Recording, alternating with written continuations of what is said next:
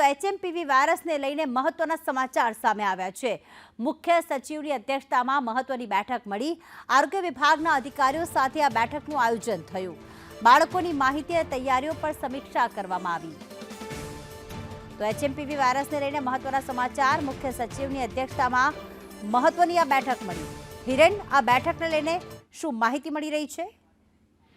મુખ્ય સચિવ રાજકુમારની અધ્યક્ષતામાં રાજ્યના આરોગ્ય વિભાગના અધિકારીઓ એટલે કે આરોગ્ય વિભાગના અગ્ર સચિવ, આરોગ્ય વિભાગના કમિશનર અને અન્ય અધિકારીઓ સાથે આ બેઠક છે એ શરૂ થઈ છે।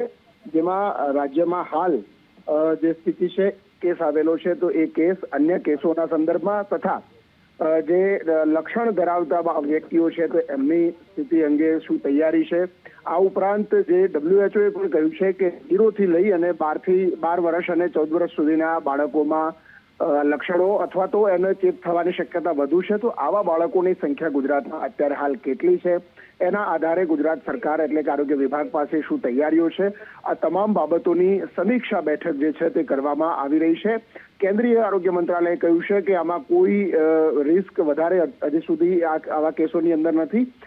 તો ગંભીરતા હોય એ પ્રકારના આ રોગચાળો ન હોવાને કારણે લોકો થોડીક શાંતિ રાખે, પરંતુ એક વ્યવસ્થાના ભાગરૂપે અને તૈયારીઓ શું છે એની સમીક્ષા કરવા માટે આરોગ્ય વિભાગની આ બેઠક શરૂ થઈ છે।